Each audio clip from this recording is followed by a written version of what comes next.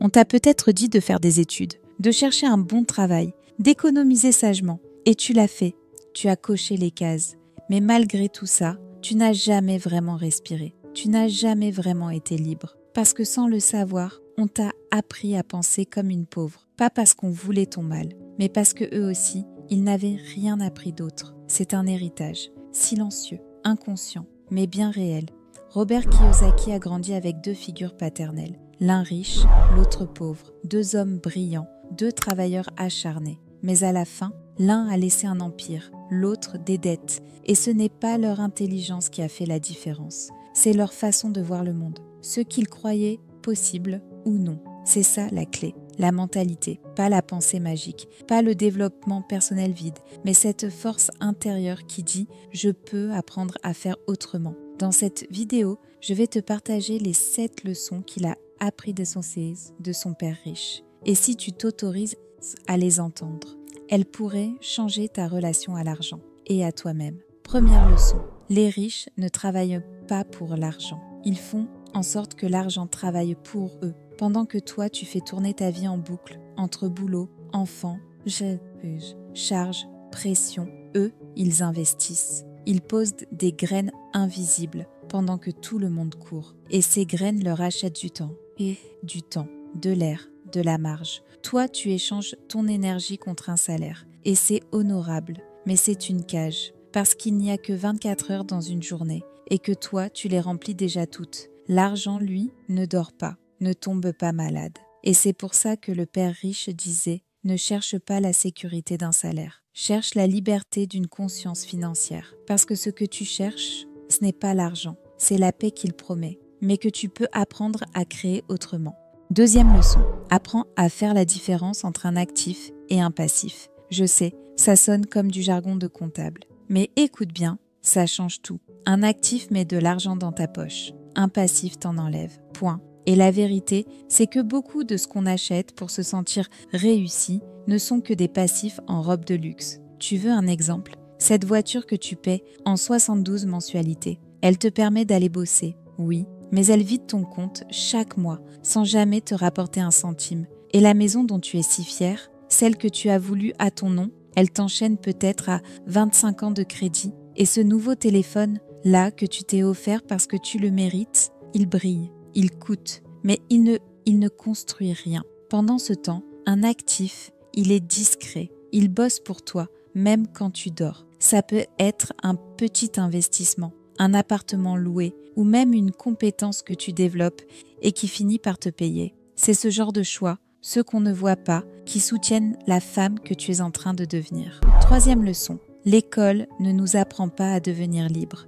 Elle nous apprend à suivre les règles, à attendre qu'on nous dise qu'on a bien fait. Mais elle ne nous apprend pas à dire non, à investir, à créer, à penser comme des femmes puissantes. Tu peux avoir tous les diplômes du monde et quand même trembler devant ton relevé bancaire à chaque fin de mois. Tu vois, moi j'ai coché toutes les cases. Les études, le job, le CDI, les heures sup.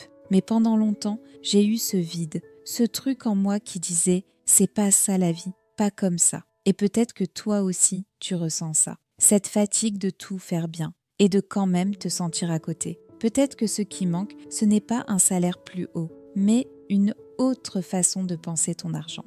Quatrième leçon, investis d'abord dans tes connaissances. Le reste viendra. Et non, je ne parle pas de formation à 2000 € vendue sur Instagram. Je parle de cette petite graine qu'on plante en soi. Lire un livre, écouter un podcast, regarder une vidéo comme celle-ci. Parce qu'avant de semer la liberté dehors, tu dois comprendre ton terrain intérieur. Et ça commence souvent par une phrase, une idée, une prise de conscience. Je vais te dire un truc. Il y a quelques années, j'ai acheté un livre à 12 €.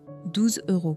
Et ce livre a complètement transformé ma façon de voir l'argent. Il ne m'a pas rendu riche tout de suite, mais il m'a sorti de l'ignorance, de la peur. Et ça, aucune somme ne pourra jamais l'égaler. Cinquième leçon. Travaille pour apprendre, pas juste pour gagner. On nous a appris à chercher la sécurité, à prendre le job stable, celui qui fait bien, même si ça t'éteint à petit feu, même si tu te sens vidé tous les soirs. Mais est-ce que tu as déjà osé poser la vraie question ? Ce job te rend plus forte ou juste plus plus fatigué. Robert Kiyosaki, lui, a bossé dans des banques, des entreprises de marketing, des équipes de vente. Pas parce que c'était sa passion, mais parce qu'il voulait comprendre comment l'argent circule, comment les gens achètent, comment les entreprises se construisent. Et toi, aujourd'hui, qu'est-ce que tu apprends là où tu es? Tu grandis, tu t'éteins, tu t'alimentes ou tu t'épuises. 6e leçon. Le vrai ennemi de ta liberté financière, ce n'est pas ton salaire. C'est ta peur. Peur d'échouer, d'être jugée, de mal faire. Et nous, les femmes, on connaît bien cette peur-là. On nous a fait croire que l'argent, c'était un truc de mec. Qu'investir, c'était risqué. Et que garder, c'était sage. Mais personne ne t'a dit que la peur aussi fait payer des intérêts. 7e leçon. La dernière, mais pas la moindre. Crée des actifs avant d'acheter des luxes. Et je vais être directe. Ce n'est pas parce que tu ne mérites pas.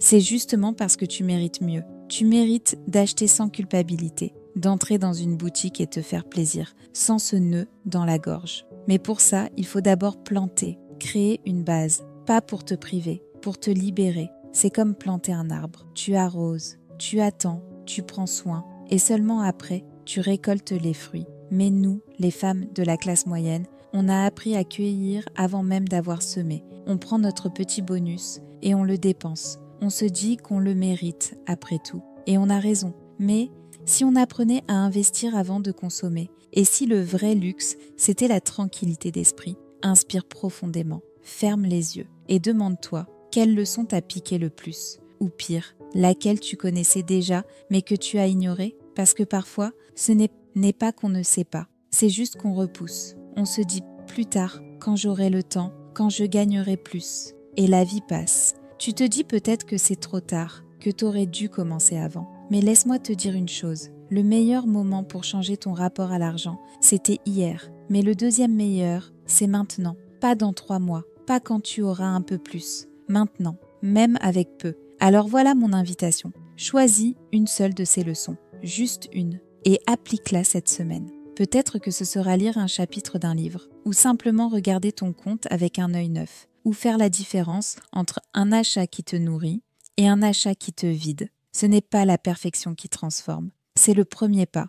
Parce qu'au fond, la richesse ne commence pas dans un compte en banque. Elle commence dans ta tête, dans ton regard, dans ce moment où tu te dis « je mérite mieux que survivre » et que tu décides, même avec peur, même avec peu, de planter autrement. Pas pour impressionner, mais pour respirer et retrouver un peu de toi. Si une de ces leçons t'a réveillé aujourd'hui, si tu as senti ce petit frisson dans le ventre, alors partage cette vidéo avec une autre femme qui donne tout, mais qui s'oublie. Peut-être que pour elle aussi, c'est le moment de reprendre sa place. Mais un petit j'aime, abonne-toi à la chaîne et dis-moi en commentaire, quelle leçon t'a le plus marqué aujourd'hui? Ici, on parle d'argent, oui, mais surtout de liberté. Pas celle qu'on te vend en solde, mais celle que tu construis doucement, avec conscience, amour et pouvoir.